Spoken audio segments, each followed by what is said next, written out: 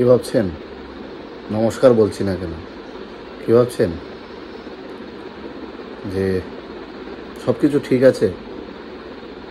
না, সব কিছু ঠিক নেই। অনেক ঘন্টা ধরে চিন্তা করার পর, কয়েক দিন ধরে চিন্তা করার পর সত্যি হতবাক। হ্যাঁ, আপনাদের বলছি, আপনাদের যারা ফেমিনিস্ট, যারা আমরা নারী, আমরা সব পারি এসব বলেন, যারা ইনফ্লুয়েন্সার, যারা নিজেদেরকে সোশ্যাল মিডিয়ায় বিভিন্ন বিষয় নিয়ে কথা বলেন, হ্যাঁ আপনাদের বলছি। যারা লিখেন সমাজের আয়না, তাদেরকে বলছি। হ্যাঁ, যারা আমাদেরকে নিরাপত্তা দেবেন সেই পুলিশদেরকে বলছি, সেই সব বিশাল বিশাল আমলাদেরকে বলছি। কি বলছি জানেন? বলছি যে বাল্যবিবাহ কবে বন্ধ হবে? বাল্যবিবাহের উপরে অনেক সেমিনার, অনেক কিছু করেন না আপনারা? মঞ্চে উঠে অনেক ভাষণ দেওয়া হয় না? অনেক কিছু হয়। হ্যাঁ, আপনাদের বলছি, গায়ে কথাটা লাগবে। অনেকেই দেখলাম ছোট ছোট বিষয় নিয়ে অনেক কিছু বলেন, অনেক কিছু লিখেন, যারা সমাজকে জাগ্রত করবেন, যারা সমাজের জনপ্রতিনিধি থেকে শুরু করে আমলারা, যারা 900 মার্কের 1000 মার্কের পরীক্ষা দিয়ে প্রিলিমস, মেইনস, ইন্টারভিউ মাধ্যমে, তারপর লাবাসনাতে গিয়ে, তারপর এখানে যারা স্টেট পিসিএসে পরীক্ষা দিয়ে পাশ করে সমাজ ব্যবস্থাকে চালানোর দায়িত্ব নেন। আমি আপনাদেরকে বলছি, গত 72 ঘন্টা ধরে একটা বাল্যবিবাহ হয়েছে একটা মেয়ের, সেই মেয়ের বাল্যবিবাহটাকে কিভাবে প্রতিরোধ করা যায় সেটা হলো না। তারপর তার যে প্রিকশনগুলো নেওয়া দরকার, এই যে ন্যাক্কারজনক ঘটনা হলো, সেটাকে কিভাবে আইনের আওতায় এনে একটা এক্সাম্পল সেট করা যায়, তার জন্য কোনো ব্যবস্থা নেই। প্রশাসন জানছে, পুলিশ জানছে, মহকুমা শাসক জানছে, কিছু হচ্ছে না। বাধ্য হয়ে কিছুক্ষণ আগে নিজের ফেসবুক পেজে গিয়ে, আইডিতে গিয়ে, সেটা পেজে গিয়ে সেটা দিলাম। কই, কোথাও কোনো উত্তাপ নেই, কোথাও কোনো কিছু নেই। সব ইনফরমেশন পুলিশের কাছে আছে, চাইল্ড লাইন ডিপার্টমেন্টের কাছে, হেলথ কেয়ার প্রোটেকশন ইউনিটের কাছে আছে, স্থানীয় প্রশাসনের কাছে আছে। কই, কোথাও কেন নেই। এখন ঘটনাটা বলছি আপনাদেরকে, এবং আমি অনুরোধ রাখছি, শেষ আশা, এই ভিডিওটা বানানোর একটাই কারণ, শেষ আশা সমাজ কল্যাণ সমাজ শিক্ষা দপ্তরের মাননীয় মন্ত্রী এবং চণ্ডীপুর বিধানসভা কেন্দ্রের অত্যন্ত অ্যাক্টিভ বিধায়কের কাছে আমার অনুরোধ, এবং শেষ আশা নিয়ে এই ভিডিওটা বানাচ্ছি। হে মাননীয় মহোদয়, আপনি বিষয়টা দেখুন এবং একটা এই 16 বছরের কোমলমতি মেয়ের জীবন বাঁচান, যার হাতে বই থাকার কথা ছিল, যার হাতে কলম থাকার কথা ছিল, যার স্বপ্ন হওয়া ছিল এই সমাজকে নিজে প্রতিষ্ঠিত হয়ে কিছু দেবে। তার যে স্বপ্ন যারা চুরমার করে ভেঙে দিল, তার যে স্বপ্ন যারা ধ্বংস করে দিল, তাদেরকে ওই জেলের 4 দেওয়ালে দেখতে চাই। সেটা কখন হবে? আমি ঘটনাটা বলছি। 72 ঘন্টার উপর আজকে 4 দিন হতে চলল। সবাই চুপ। কেন চুপ? কার স্বার্থে, কার চাপে, কার কারণে চুপ? 58টা ব্লক আছে ত্রিপুরাতে, এর মধ্যে একটা ব্লক হচ্ছে 10দা আরডি ব্লক। এই 10দা আরডি ব্লকের আন্ডারে সুভাষনগর এডিসি ভিলেজ, আরও ছোট্ট করে যদি পাড়া বলি সুব্রতনগর, সেই সুব্রতনগরের যে একটা ঘটনা, সেই ঘটনাটা তুলে ধরছে।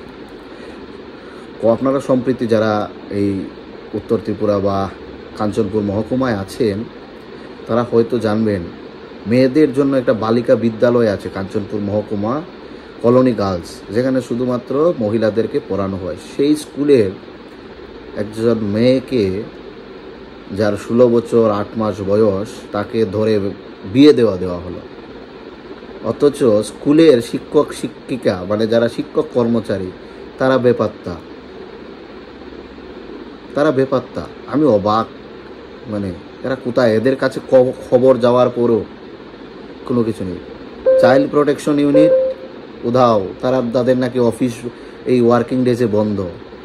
SDM কোথায় আছে কেউ জানে না।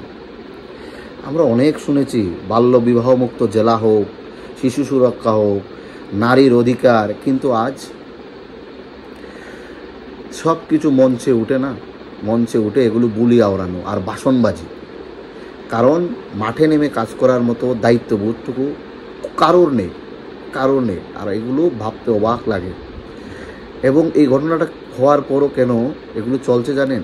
কারণ মাতব্বররা, রাজনৈতিক মদতপুষ্ট মাতব্বররা সেখানে জড়িত, যার জন্য সবাই চুপ। এখন আমি পরিচয় দিয়ে কিছু বলি, যে এই ন্যাক্কারজনক যে ছেলেটি এর সঙ্গে জড়িত, এবং যে মানে কিশোরীর বিয়ে হলো 16 বছর 8 মাসে, তার মা, তার বাবা, এমনকি তার আত্মীয় স্বজন সম্পূর্ণভাবে সেটাতে জড়িত। আর যে ছেলেটি বিয়ে করলো তার পরিচয়টা কিছু বলছি। সেই ছেলেটার নাম হচ্ছে সঞ্জয় দেব। কৈলাসহরে তার বাড়ি। সে সেখানকার স্থানীয় কোনো জনপ্রতিনিধির সে নাকি আত্মীয় হয়, তাই বলে সেখানকার কৈলাসহরের প্রশাসনও নিশ্চুপ। এবং এই যে ক্ষমতার আস্ফালনের কারণে একটি মেয়ের স্বপ্ন শেষ হয়ে যাচ্ছে। সবাই দেখছে রাজা উলঙ্গ, কিন্তু সবাই হাততালি দিচ্ছে, সাবাস বলছে। এর যে ছায়া কোথায় গিয়ে শেষ হবে কেউ বলতে পারে না। আর কৈলাসহরের মহকুমা প্রশাসক প্রদীপ বাবু, উনি রবীন্দ্র জয়ন্তী পালন করতে ব্যস্ত, রবীন্দ্র জয়ন্তী উদযাপন করতে ব্যস্ত। এদিকে যে কত মা দুর্গা, মা কালীর যে শিরহরণ হচ্ছে, মা দুর্গা, মা কালীকে অকালে শেষ করে দেওয়া হচ্ছে। উনি প্রায় সময়, উনি সাহিত্যিক মানুষ, উনি চিন্তনশীল মানুষ, উনি অনেক এই ধরনের অনুষ্ঠানে যান। তাই ওনাকে ওনার ভাষায় এটা বললাম। একটা মেয়ের মানে বাল্য বিবাহ হয়ে গেল আর প্রশাসন ঘুমিয়ে আছে, রবীন্দ্র জয়ন্তী পালন করছে। What is this? ওনার ব্যস্ততার এই যে সময়টাতে এই খবরের কোথাও ওনার জন্য এই যে সেন্সিটিভ জিনিসটা, সেটা খবর নেওয়া পর্যন্ত এই কৈলাসহর মহকুমা শাসক প্রদীপ সরকার বাবু ওনার ইচ্ছে হয়নি, ওনার খবর নেওয়ারও ইচ্ছে হয়নি। অপরদিকে যেই জায়গায় হলো কাঞ্চনপুর মহকুমায়, সেখানের যিনি SDM দীপক কুমার, উনি ওনার নিজের খেয়ালে ব্যস্ত আছেন। উনি বিভিন্ন দপ্তরের টেন্ডার কিভাবে ওনার অফিসে করানো যায় এবং সবার সঙ্গে মিলেমিশে সেই কাজটা করানো যায়, তার জন্য উনি ব্যস্ত। তাই ওনার মহকুমায় বাল্যবিবাহ হচ্ছে, আর উনি লাবাসনা থেকে ট্রেনিং প্রাপ্ত হয়ে UPSC ক্র্যাক করে এসে IAS হয়ে কি করছেন একমাত্র উনিই বলতে পারবেন। এবং উনি ওনার এসিআরে কি লিখবেন, দিনের শেষে যখন আয়নার সামনে দাঁড়াবেন, এই দুই SDM মহোদয়, মাননীয়, সম্মানীয়, বৃহৎ বড় আমলারা, আমি একজন ছোট্ট কৃষক এবং ছাত্র হিসাবে আপনাদের কাছে এই প্রশ্নগুলো করছি। যদি আপনাদের নিজের বিবেক, নিজের আত্মসমীক্ষা এবং মনের মধ্যে গিয়ে লাগে যে আপনার পরিবারের কারোর যদি এভাবে বাল্য বিবাহ হতো, তাহলে আপনারা কি করতেন? কোথায় সেই ইনফ্লুয়েন্সার? ফেসবুকে যারা ইনফ্লুয়েন্স করেন, ভিডিও বানান, এহেন হলে তেন হলে ভিডিও বানিয়ে ভরিয়ে দেন, কোথায় আজকে আপনারা? আমি বিশেষ করে সেই নারীবাদীদেরকে বলতে চাই, যারা নারী, আমরা সব পারি। ভাই, বাল্য বিবাহ হয়েছে, বোনরা তোমরা কোথায়? এখন কোথায় তোমাদের সেই ভিডিও? কোথায় তোমরা? কই একটা মিছিল হবে? তোমরা করবে না, কারণ তোমরা সুবিধাবাদী। এই একটা মেয়ের যখন প্রকৃতপক্ষে নারীদের পক্ষে হয়ে নারীদের কথা বলা প্রয়োজন, তখন তোমরা ওই ইনস্টাগ্রামে রিল বানাতে ব্যস্ত থাকবে। এটাই তোমাদের। তো এদের রক্ত গরম করা পোস্ট আজকে কোথায়? সব অন্যায় দেখে সবাই চুপ আছে। এখন আসি সমাজের যে এই যে বড় বড় ক্লাব, সমাজসেবী সংগঠন কোথায় আজকে? সবাই মুখে তালা, চুপ করে তালা গুঁজে দিয়েছে। আর এই চুপের থাকার কারণেই অপরাধীরা একের পর এক অপরাধ করে পার পেয়ে যাচ্ছে। উল্টো অপরাধীরা যারা এই ঘটনার বিরুদ্ধে চেষ্টা চালাতে যাচ্ছে তাদেরকে শাসানো ধমকানো শুরু করেছে।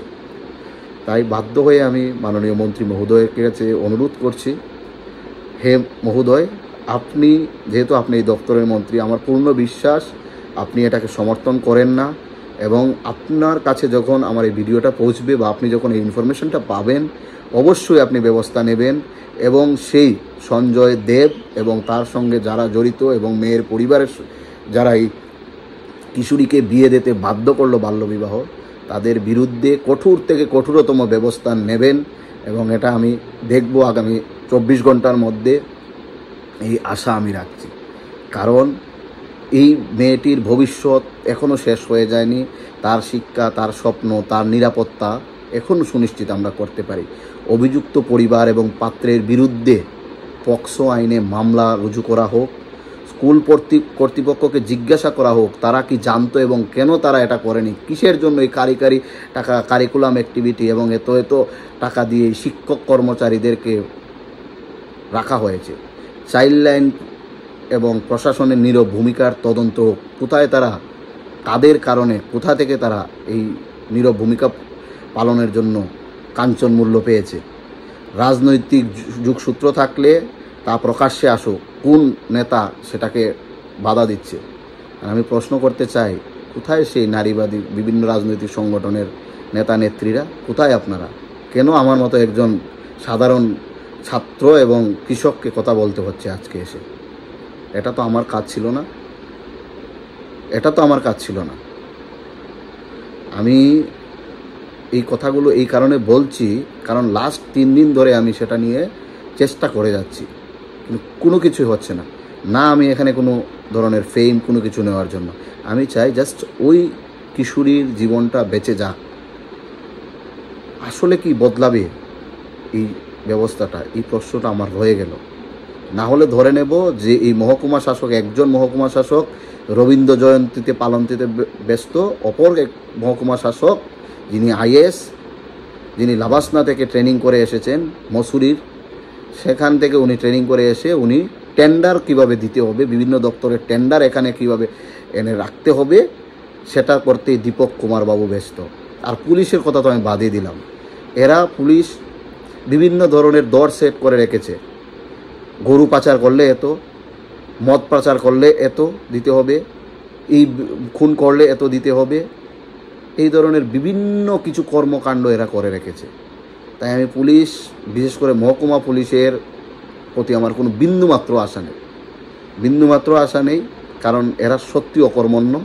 এদের বড় ধরনের একটা সার্জারি করা প্রয়োজন এবং আমূল চুল পরিবর্তন করা প্রয়োজন যারা পুলিশের এখানে দায়িত্বপ্রাপ্ত আছেন। কোনো কিছুই হবে না এদের দ্বারা, এরা রেট সেট করে রাখছেন। তো যাই হোক, এটা অন্য টপিকে আমি বলবো না। আমি শুধু চাই এই যে বাল্যবিবাহ হলো সেটা কেন হলো এবং এর জন্য কার দায়, কেন সেটা হতে দেওয়া হলো। কারণ এই বিষয়টা নিয়ে তার আগেও একবার চাইল্ড লাইন সেখানে গিয়ে সেই পরিবারকে বাধা দিয়েছে বিবাহ দিতে, তারপরও কেন সেটাকে প্রতিহত করা গেল না, তাদেরকে নজরে কেন রাখা গেল না। I want to know this answer from all the responsible stakeholders. It is my legitimate right for a citizen of India. না হলে এই বাল্যবিবাহ প্রতিরোধক আইন 2006 বন্ধ করে দেওয়া হোক, আর এই ধরনের রাজনৈতিক মদতপুষ্ট দস্যুদের দিয়ে এই কোমলমতি শিশুদেরকে ধর্ষণ করানোর একটা আইন করে দেওয়া হোক, এবং এই বাচ্চা মেয়েদেরকে বাল্যবিবাহ দিয়ে তাদের জীবন, যৌবন, ভবিষ্যৎ, তাদের স্বপ্ন, তাদের সব কিছু ধ্বংস করে দেওয়া হোক। এটা একদম বাস্তব হবে। ভালো থাকবেন এবং এইভাবে ঘুরে থাকবেন।